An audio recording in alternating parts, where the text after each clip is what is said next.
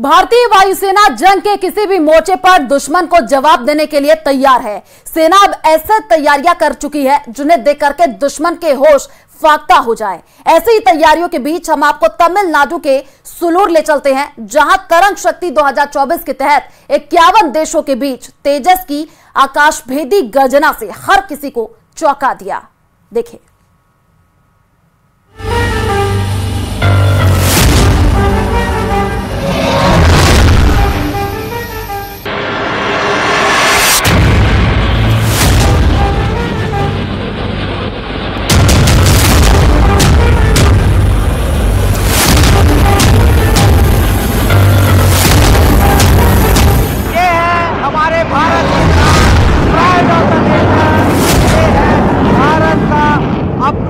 Fighter तेजस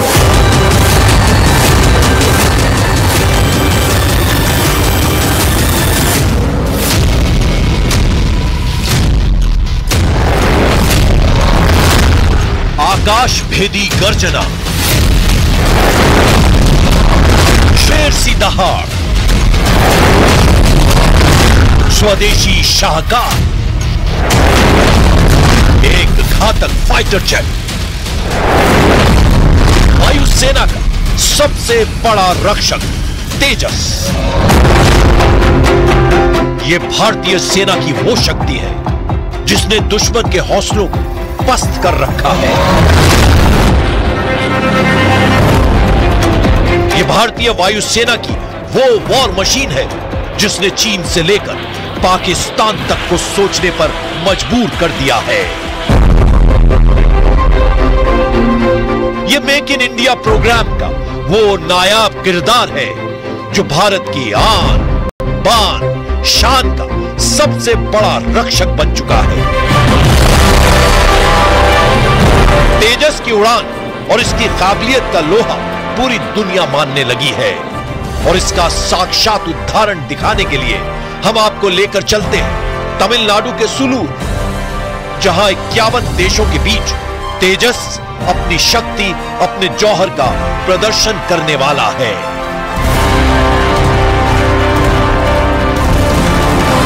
स्वतंत्रता दिवस समारोह के मौके पर न्यूज 18 इंडिया पहुंचा है भारत के स्वदेशी फाइटर एयरक्राफ्ट के घर यानी कि सुलूर। जी हां, ये है तेजस का होम बेस। 2 स्क्वाड्रन तेजस के भारतीय वायुसेना में शामिल हुए हैं और सुलूर वह जगह है जहां तेजस तैनात है। मेक इन इंडिया प्रोग्राम के तहत बना यह लड़ाकू विमान दिखने में भले ही छोटा हो, लेकिन ये एक अभूतपूर्व लड़ाकू विमान है। कभी किसी ने नहीं सोचा था, खास तौर पर कि भारतीयों ने तो बिल्कुल नहीं सोचा था कि उनका अपना एक फाइटर जेट होगा, लेकिन ये सपना पूरा हुआ। आत्मनिर्भर भारत की मुहिम जिस रफ्तार से चल रही है उससे तो ये लग रहा है कि आने वाले समय में बहुत सारे ऐसे इक्विपमेंट जो कि हम दूसरे देशों से लेते थे, आश्रित थे, वो खत्म हो जाएगा। और इस आत्मनिर्भर भारत मुहिम के तहत अगर सबसे बड़ा उदाहरण है तो वो है ये तेजस। जी हाँ, ये है तेजस, भारत का अपना फाइटर। तरंग शक्ति 2024 के पहले चरण में दुनिया के 51 देशों को न्योता दिया गया, जिनमें दुनिया भर से एक से बढ़कर एक लड़ाकू विमानों को शामिल किया गया। उन्हीं में से एक तेजस भी है, यानी वो लड़ाकू विमान भारतीय वायुसेना का गौरव बन चुका है। भारतीय वायुसेना के इतिहास में पहली बार है जब भारतीय वायुसेना ने इतना बड़ा मल्टीनेशनल एयर एक्सरसाइज का आयोजन किया। ये पहली बार है जब 51 के करीब देशों को भारतीय वायुसेना ने न्योता दिया, जिनमें से अधिकतर यहाँ आए। तकरीबन 10 देश ऐसे हैं जो कि अपने साथ अपने फाइटर भी लेके आए हैं। 2 चरण में ये पूरा अभ्यास होना है। पहला चरण सुलूर में खत्म हो चुका है, दूसरा चरण जोधपुर में शुरू होगा।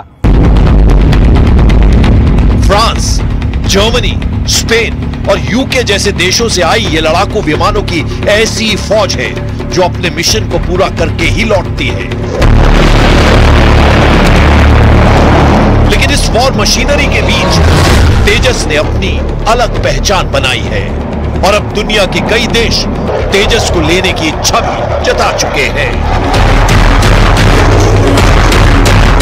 सबसे पहले जो कॉर्नर में जो एयरक्राफ्ट देख रहे हैं आप, ये है रफाल, फ्रांस का रफाल है, जो कि भारत में भी 2 स्क्वाड्रन है फ्रांस से लिए गए 2 रफाल के। उसके बगल में यूरोफाइटर टाइफून, जो कि यूरोप की 4 देश एक साथ मिलकर तैयार करते हैं यूरोफाइटर टाइफून। उसके बगल में आप देख रहे हैं वो स्वदेशी एयरक्राफ्ट तेजस है। तेजस के बगल में सुखोई 30, भारतीय वायुसेना में सबसे ज़्यादा स्क्वाड्रन अगर किसी के हैं तो सुखोई 30 के हैं। तकरीबन 11 से ज़्यादा स्क्वाड्रन इसके भारतीय वायुसेना में शामिल है। उसके बगल में भी तेजस आपको दिख जाएगा, उसके साथ में 2 Eurofighter typhoon.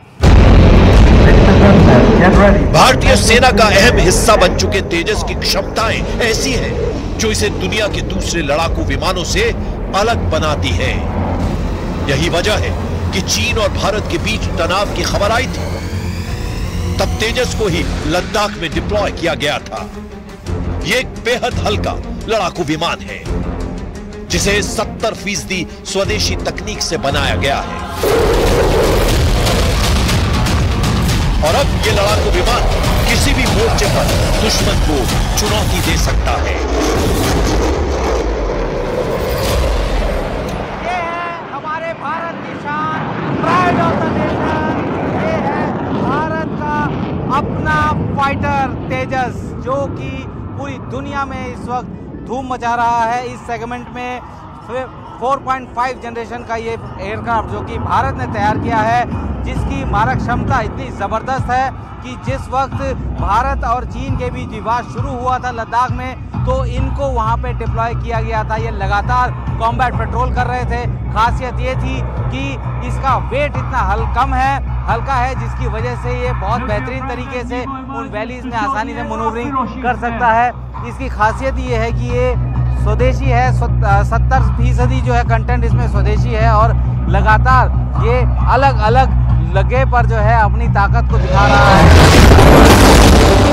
Make in India programme के तहत जिस तरह से तेजस ने भारतीय वायुसेना में अपनी जगह बनाई है, वो ये साबित करता है कि नए भारत में तेजस की इस अभूतपूर्व उड़ान का क्या मतलब है। कोई भी जहाज हो जिसका अगला या इम्प्रूव्ड वर्जन आता है, वो हमेशा बढ़िया होता है। एंड भारतीय वायुसेना की तरफ से मैं इतना कहना चाहता हूँ कि ग्राउंड पे काम करने वाले लोग से लेके सीनियर डायरेक्शंस, एवरीबडी सपोर्टिंग आत्मनिर्भरता। हम पूरी कोशिश कर रहे हैं कि जितनी भी एजेंसीज है आत्मनिर्भरता में इन्वॉल्व हो, उनको पूरी सहायता दी जाए। यानी तेजस एक ऐसा लड़ाकू विमान है जिसके तेज और पराक्रम ने दुनिया को मुरीद कर दिया है।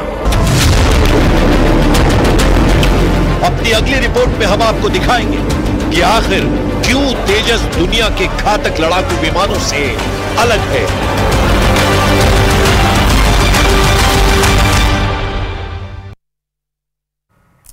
तेजस यानी तेज, तेजस यानी आग, तेजस यानी शक्ति, तेजस यानी ऊर्जा से भरा हुआ। 4 मई 2003 को देश के पूर्व प्रधानमंत्री स्वर्गीय अटल बिहारी वाजपेयी ने इस लड़ाकू विमान को तेजस नाम दिया था, और शायद ये नाम इसे इसके हुनर, तकनीक और काबिलियत को देखते हुए दिया गया था। देखिए रिपोर्ट।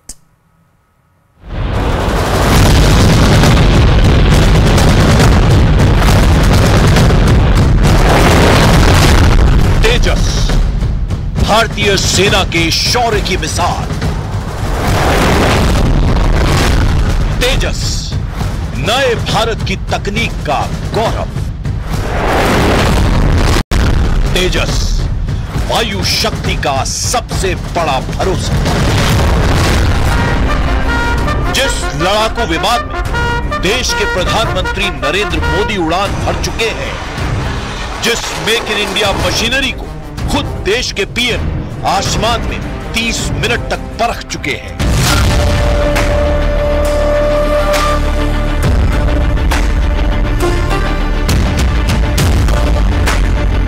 ये उसी तेजस की कहानी है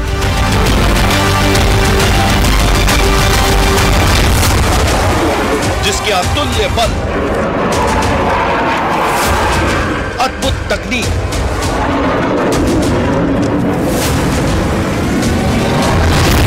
और शानदार डिजाइन उसे दुनिया के सबसे ताकतवर लड़ाकू विमानों की कतार में खड़ा कर दिया है। और अब यह फाइटर जेट ऐसे लड़ाकू विमानों के साथ उड़ान भर रहा है जिनकी शक्ति का लोहा दुनिया मानती है। भारतीय वायुसेना की तरफ से जो तेजस है, जो कि स्वदेशी है, जिसको यहाँ पे इन दुनिया के टॉप क्लास एयरक्राफ्ट के साथ compete करना था, उन्होंने बहुत बेहतरीन तरीके से compete किया। जो पायलट की दक्षता है वो बहुत बेहतरीन थी। इस वजह से ये जो अभ्यास है काफ़ी मायने रखता है, क्योंकि हमारे स्वदेशी एयरक्राफ्ट जो है वो लगातार इस तरीके के अभ्यासों में हिस्सा लेता रहा है, लेकिन यूरोफाइटर टाइफून के साथ भारत में ये पहली बार ये अभ्यास है। और इस वक्त सुलूर के आसमान में यूरोफाइटर टाइफून जो है वो उड़ान भर रहा है। और सामने आप जो दो एयरक्राफ्ट देख सकते हैं, ये यूरोफाइटर टाइफून है जो बिल्कुल तेजस के बगल में खड़े हैं। तेजस एक ऐसा सुपरसोनिक कॉम्बैट एयरक्राफ्ट है जिसका वजन बेहद कम है। ये 2220 किलोमीटर प्रति घंटा की रफ्तार से उड़ान भर सकता है। इसकी अधिकतम रफ्तार 1.8 मैक है। इसकी कॉम्बैट रेंज 739 किलोमीटर है। इसमें हवा में ही ईंधन भरा जा सकता है, जो इसकी रेंज को 3000 किलोमीटर कर देता है। यह 50,000 फीट की ऊंचाई तक उड़ान भर सकता है। तेजस 5300 किलोग्राम की अलग अलग वेपन को लेकर उड़ान भर सकता है, जिसमें rocket, air to air missile, 2 R-73 और 4 अस्त्र मार्क 1 जैसी मिसाइलें फिट की जा सकती हैं।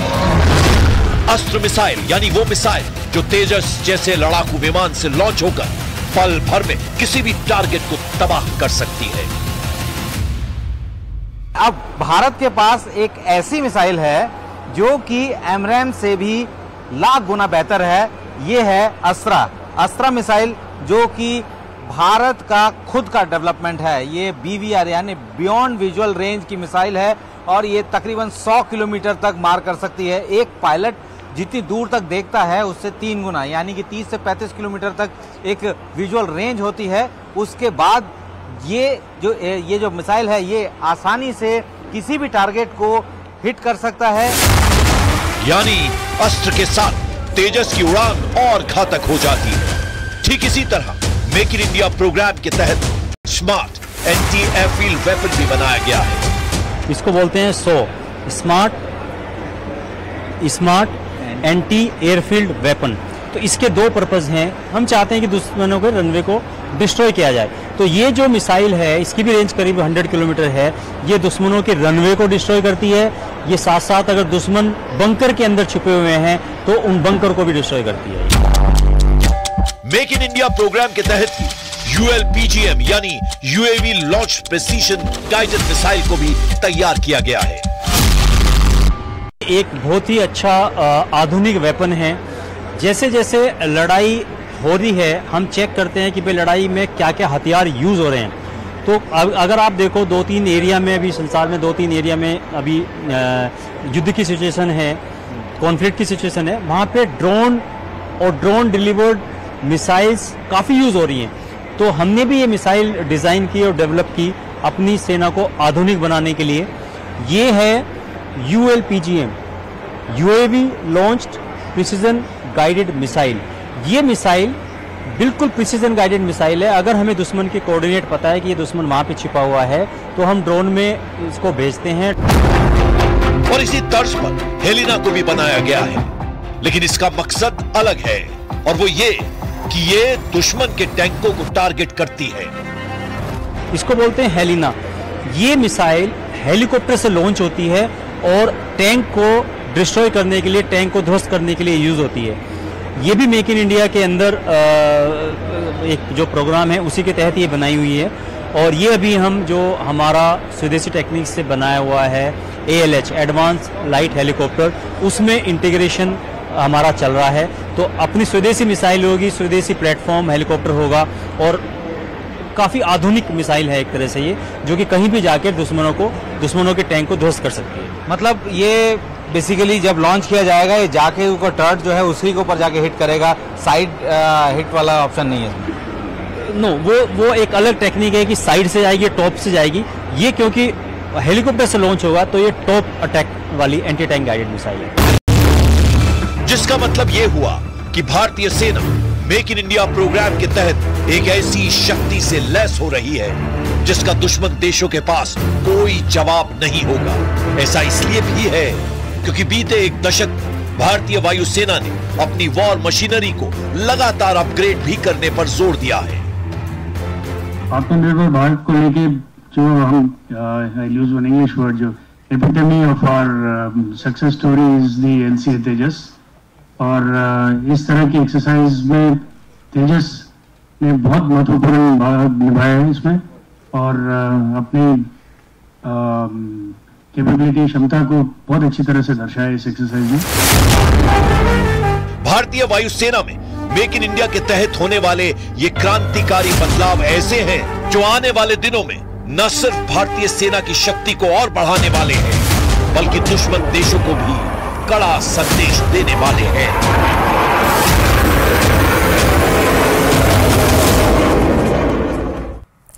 पूरे देश में स्वतंत्रता दिवस की धूम है, वहीं चमोली के औली में हमारे हिमवीर भी जोश से लबरेज हैं। देखें रिपोर्ट।